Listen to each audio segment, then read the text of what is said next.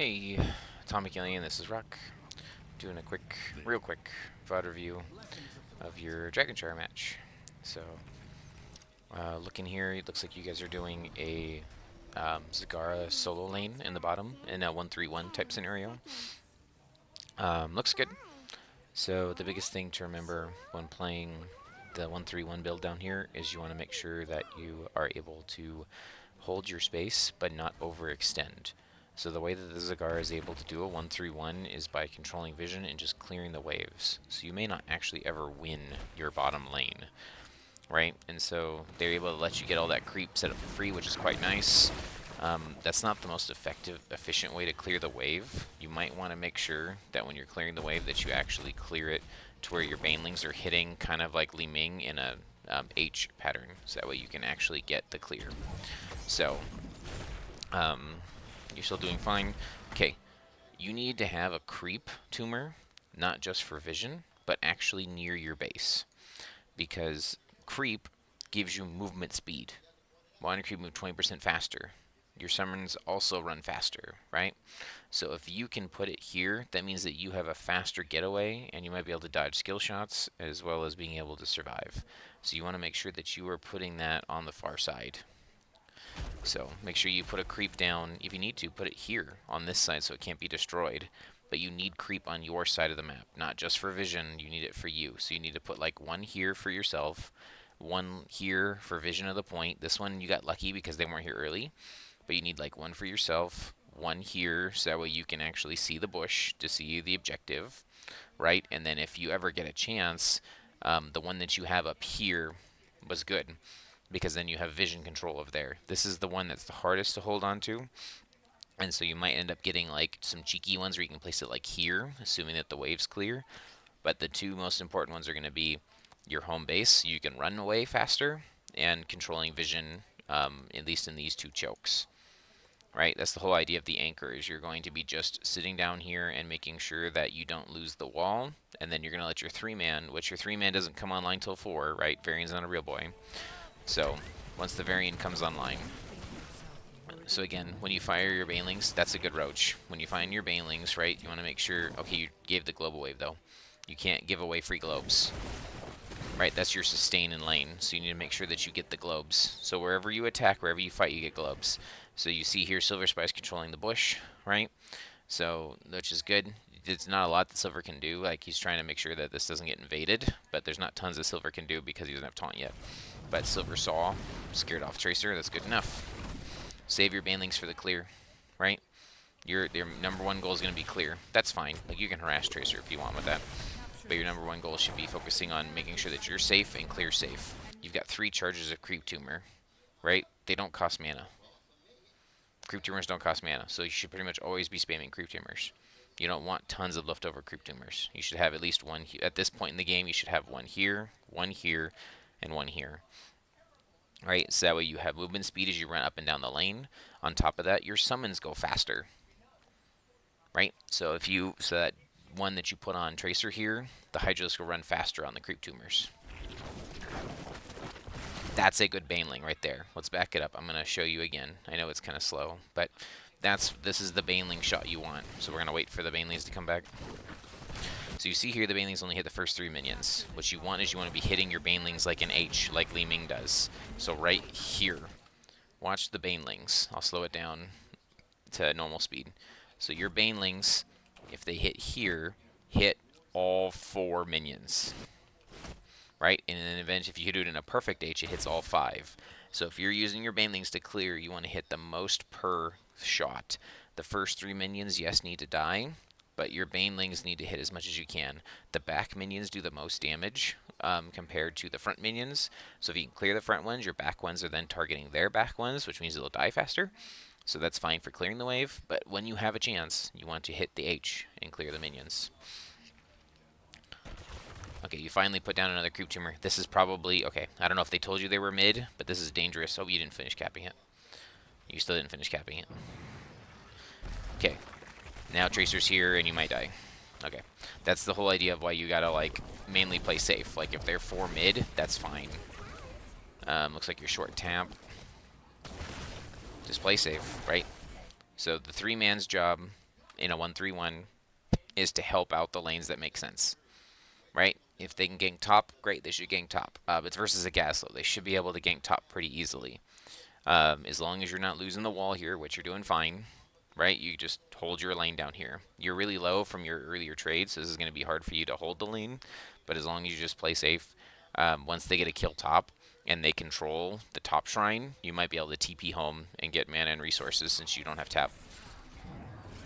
Right? If you keep hanging around here too low, they're just going to kill you eventually. Pretty much right here. You see how the waves are neutral? Oh, you're going to walk up and get booped. But you see how the waves are neutral? Yeah, I think you die here. So, unfortunately, the 3-man was a little slow on their gank rotation up here, but that's okay. So as soon as the waves are neutral, right, when you have no waves up in here, you need to go home and get health. You have no tap for 30 seconds. So you're just going to accidentally die if you stay. Yeah, you just need to go home. As much as you don't want to stay, yeah, you have no resources, you have to go home.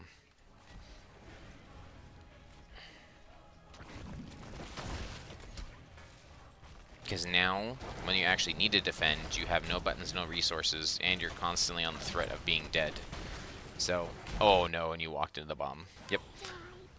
So, unfortunate. Okay, we'll speed it back up. 3-man, like I said, isn't really going to get any kills right now. You're mainly defending the dragon. Bo needs to probably pull silver. No, he's going to be okay. Okay, looking good. So, okay. So once again, you're home. You have 3 creep tumors. Get your creep tumors down. You need to get your creep tumors down. Still no creep tumors down. Okay. Good job respecting the Joe. That's pretty close to hitting the wave. Hey. You guys got to kill with your 3-man. That's what you're supposed to do, right? 3-man gets kills, 1-man survives. Okay, so... Okay, this is really awkward now. So you don't have a building anymore. So if you don't have a building, Zagara is 10 times more susceptible to gank, especially into a Tracer, because Tracer can just run buildings down. So you effectively are only allowed to play from like this line here to here. So you are 100% handicapped. Rexar really doesn't do much better, so you pretty much just need to play safe from the rest of the game. You're not allowed to go up past this wall, especially into Tracer, right? So unless you have vision of it, you really can't step up any further because you've lost your building. So you still have way too many creep tumor stacks. Like, this is too far in my opinion. Okay, you see Tracer middle, so yes, you can step up. There's 4 mid. Hopefully someone's calling that there's 4 mid.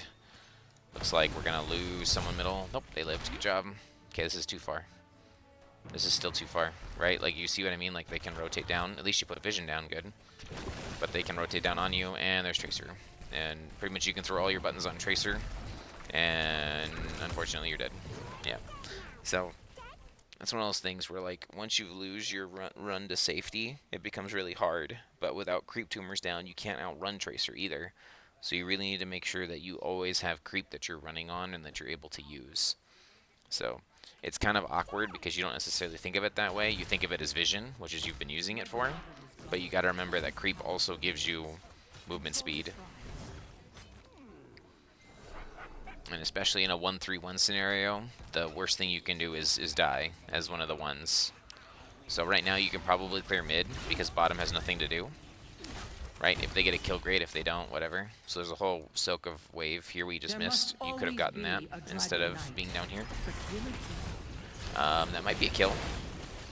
Nice. Well done. Good job. Okay, we got a kill. What do we do? Right? So as your hero, what can you do to help now that we've gotten a kill? Your strength is in pushing and in wave clear. So, and we see Tracer's top. We just killed Joe. I think the team should probably start sieging. Right? Like, as much as soak is needed, we need to start evening up structure damage. So if we can siege down here, we can probably get a lot done. So, I don't think silver should be the one up here. Right? Unless you're looking for a kill, right? Because now they're ganking top. That's unfortunate. Melkor died. So I said, just one of those things where it's like when you already know they have numbers up somewhere else, you got to take your advantage. And so then, since you did have numbers up, we didn't push bottom, and so now they were able to gank top. So the 3-man needs to continue to always be roaming around and defining the most advantageous thing to do. Melkor should be communicating, hey, I've got Tracer up here. Right? If Tracer's up here, that means that Gazlo's missing. So, again, you can't fight down here, so well done. That's all you can do. Good job using your Baneling, your Roach to eat the trap. That's actually a very creative way to counter Junkrat, is to throw roaches in traps. So, good job. Tracer probably gets that. Oh, good poke. Oh my gosh, that was so close.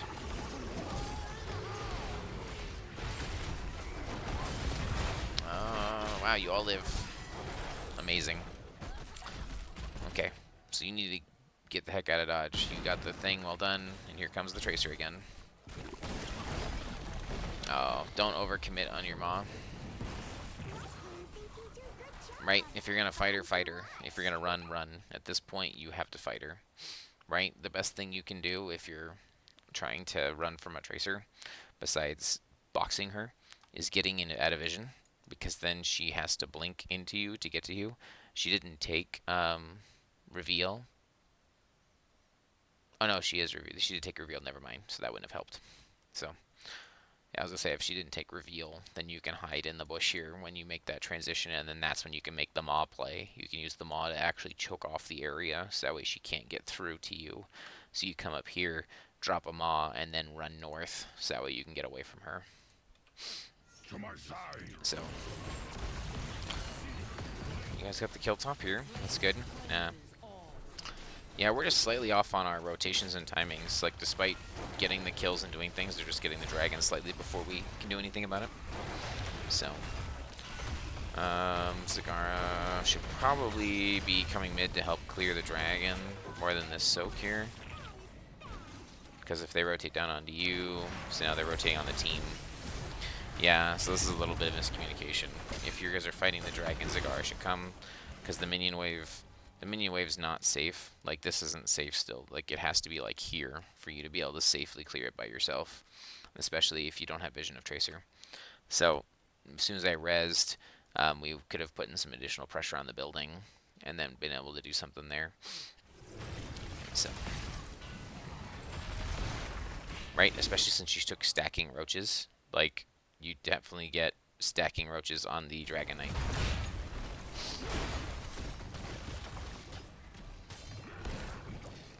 So at this point, once again, you see how even though you have vision of control of this bush, you can't come down here. It's not safe.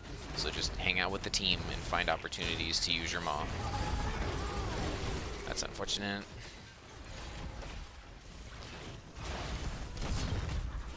What is your Maw target if you have one? If you're thinking about it, just looking at the team here, what exactly do you want to Maw?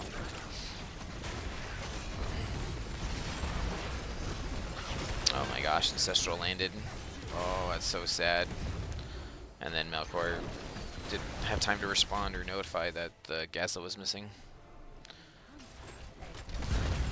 Oh, you used Maw that last fight. Where did Maw go?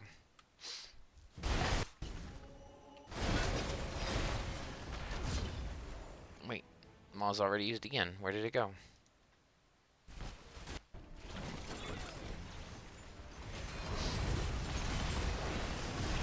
Oh, you missed. Okay, you missed down here. So,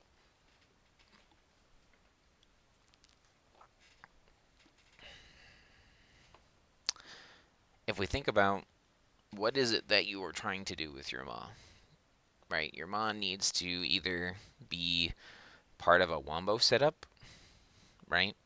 Because Maw is kind of like Void Prison. It's an all-in ability. You're going to cast it, and either everyone will be throwing their damage on top of your Maw. That's where your damage is going to go. So what you hypothetically would want to do is when a pick isn't available, right? Because with Varian, you guys are also looking for picks. So you kind of have this weird back and forth of like, how do you win? So Varian wants quick fights and picks. And so when they're all together like this, picks are hard to get because they have their support, they have additional damage, and they can punish the dive. So when you're in a 5v5 situation like this, potentially what you need to do is throw Maw on top of the taunt. And that's usually not what you want to do. But in a 5v5, if you Maw on top of the taunt, then J-Tran or J-Tran Ninja can throw the stun ult on top of the Maw and won't miss, because the Maw always pulses 3 times. So he can throw all of his abilities on top of the Maw as it's released, and then Maw holds them for 4 seconds, and I think taunt is 10 seconds. So, 16 seconds. So like after you taunt, you could Maw and throw all of your buttons and see if you can get a pick or if you can get 2 picks or whatever. Because they've now been trained all game that as soon as you engage, as soon as taunt happens, they need to help, right? So let's back this up. So we almost got a kill here, right? So if we were to follow Silver Spy here, Silver Spy goes to taunt the Joe, right? So all of the buttons landed, and it almost got a kill. Imagine if you threw the Maw on top of that, right? I'll back it up just to get a little bit better of a view. So if we, as a team, had talked about, okay, hey, I need you to Maw on top of the taunt. So right here, if you throw Maw, right? Because the Maw down here doesn't do anything, unfortunately. Like you're fishing for a Maw. The Maw has too long of a cast time and is pretty slow. So you usually need to set up a Maw by throwing an ability or a stun first, or you need to throw it reactively when they're already committed their abilities. And so at this point, they've already committed their abilities. If you'd have thrown it here on top of them, you could have reactively used it as peel. It's not really ideal, but at least peeling would have potentially saved your teammates here instead of throwing it down here, trying to fish for an isolated target. So something to think about is, as a team, you know, where do you want my Maw to go? Because it's a huge team fighting ult. You're clearing what you can. Yeah, you gotta play safe. You still have not placed creep. You need to be spamming this button. You can store up to 3 charges, but you literally can have infinite number of them. I forget what the number is, but you can have a total of like, I think 7 creeps on the map. And right now you have 0. Oh, sorry, you have 1.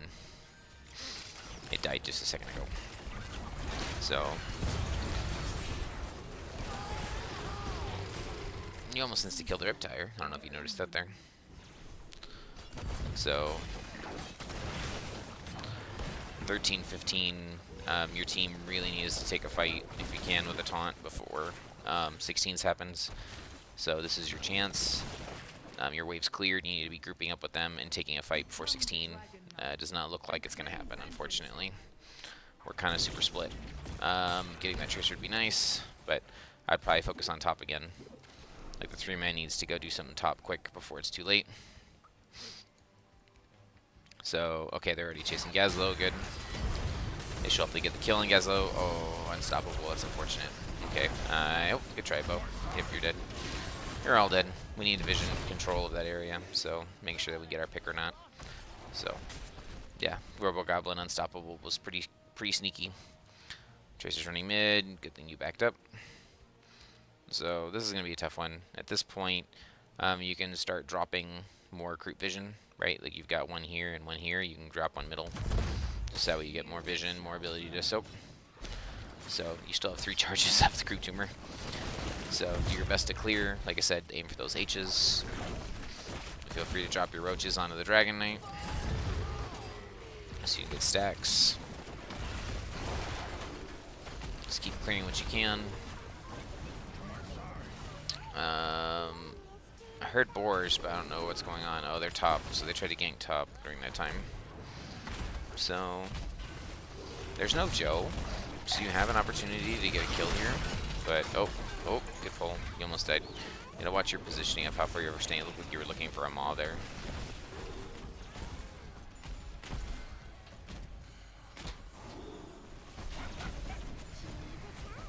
Your 16s, this is your chance to fight. Gazlo's top, and Joe's in the dragon. Oh no. Boars. Stun missed. Taunt. There's the taunt. You're just too far away, you can't help. See, like, the Maw here is okay for peeling, right? So it might be just too late.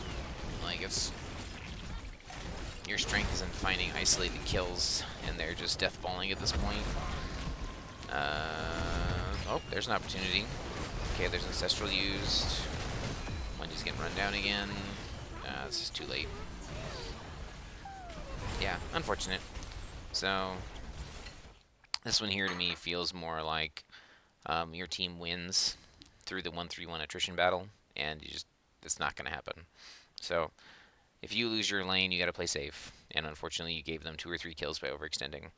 And then if we're going to 1-3-1, the 3-man needs to be more reactive. So, yes, you clear mid, but once you're done clearing mid, you got to take a camp. You got to find a kill. You got to do something. It's constantly rotating to find something to do. And then I didn't watch the top lane very much. But top lane should be winning their 1v1, right? Like, top lane shouldn't lose the point into Gazlo. So, yes, it's Robo. So, that can be a problem. Because it's not Gravo, but you shouldn't lose your point very often. So something to look at, maybe Rexar on management of your Rexar to hold the point top with your Rexar, and then instantly clear the wave with your Q. So let's quickly look at your talents. I didn't really look at it too much. So Roaches is normally what people want on the first one here, because it gives them more health and does more damage. I actually don't think that's right. Wait. Oh, to nearby targets. Yes, that's fine. So I think you can take Corpse Feeders or Infest here, being this low lane. Infest is usually when you're pushing lanes by yourself, but Corpse Feeders is probably correct. Here, you're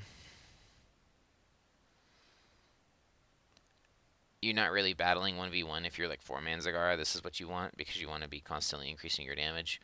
This is good for wave clear, so I think that's fine. I do think Bile Drop's correct here, just because you're not going to be slowing enemies and you don't really need more charges. You just need more roaches to help stay alive and hitting heroes. I like Maw. So if you look at their damage structure, right, so you're getting healed for the damage you deal to heroes, right? If you are not getting bursted, I think that's correct. The few times that I saw you getting bursted, it felt like it was Tracer killing you, right? And so Tracer was blowing you up or running you down, right? So if she's running you down and doing burst damage, you're not going to be healing enough off of this. I could be wrong on this one. I'm not a Zagara expert, but I feel like armor on creep would have been better, just because you take 20% less damage. So no matter what, if they try and hurt you or whatever, you take less damage. And then, obviously, if you are only die to Pulse Bomb, then Spell Shield reduces Pulse Bomb's damage. So, here, again, as much as I usually am 100% game for percentage health damage on Zagara, what are you eating this percentage health? Like, sure, it's just more damage, so it's not bad. You can click it and forget it. But, like, it's not like you're facing Diablo or tons of percentage health damage heroes where you're going to get a lot of value out of this. I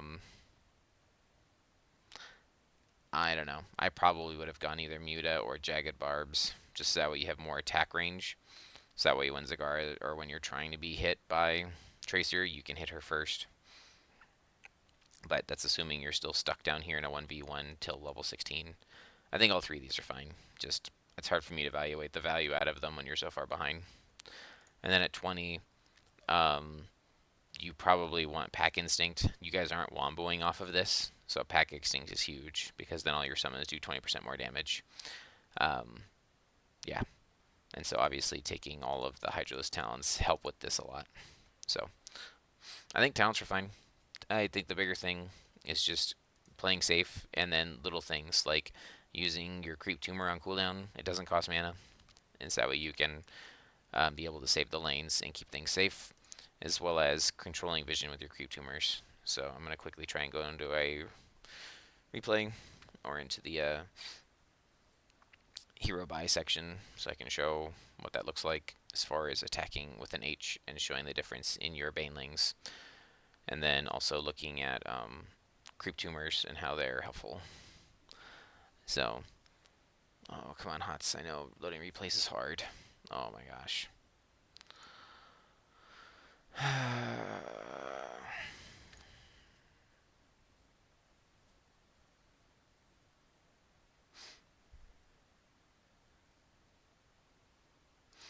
Yeah, 131 Zagara is pretty hard. But it becomes even harder when we're not respecting the roaming tracer. Like if you would have just hung back and cleared your wave and then tapped and gotten health when you needed to, I think you probably would have not lost bottom so hard. And then it becomes the 3-man's responsibility and the other one to not lose. So if you don't lose your lane, like you're gonna slowly lose your towers. That's fine. Like that's part of the 131 is you don't mind losing your towers because you should be getting an advantage elsewhere.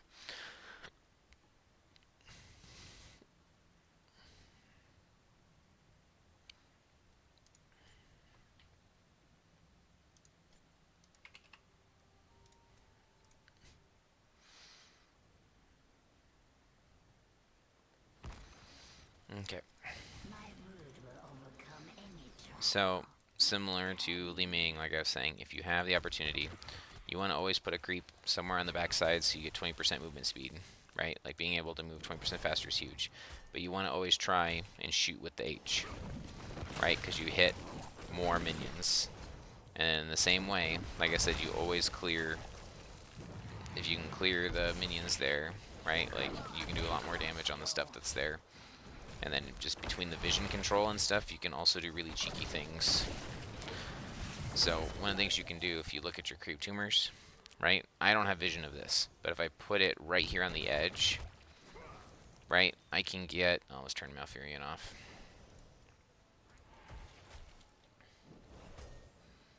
Goodbye, Malf. Right? Okay. Assuming Arthas clears the lane. My creep tumor's here, right? So despite my creep tumor being in this spot here, I can get vision of this. Come on, Arthas. Like I say, like, it doesn't look like you can, but you do get vision here. So you can use this to be able to go around terrain and things, right? So like if you were to put, so yes, obviously putting vision here is the best because it's in the lane and you can see all of it. But it just depends on what you can get and what you can afford. So when you go to clear a wave, you want to make sure that you're able to, like I said, hit the H. So if you can hit the most minions as possible, and then on top of that, you always fire in 2s, right? So you don't have to sit there and tunnel all 6 of your shots.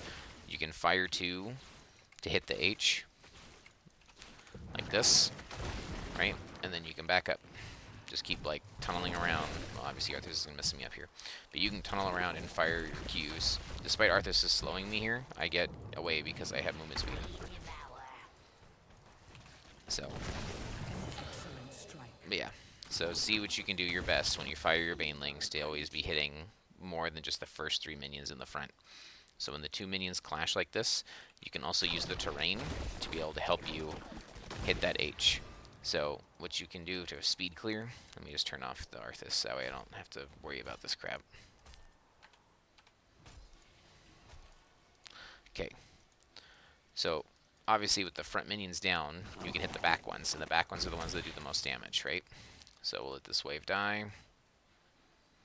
Okay, so as the wave approaches, what you can do is you can drop your banelings right on the front left here. It hits all 3, right? It starts pulling their aggro, and then you can hit all 4,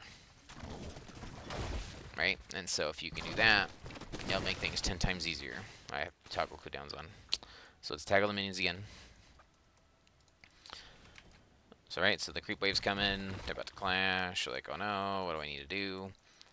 And so as they go up to clash, pick one of the corners of the H, hammer it down, and then hit the corner. Right? And then you can drop your second one, and that's a wave cleared. You don't need to fire anymore after that. So 2 E's and a Q is what you need to clear the wave. And if you get your globe, you pretty much put yourself back up into mana.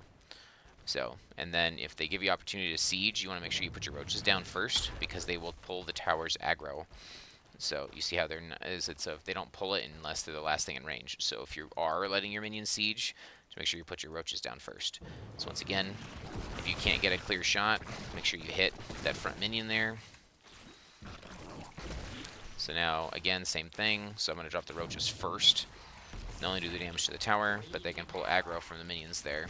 And then you can also put your buildings on the tower if you need to.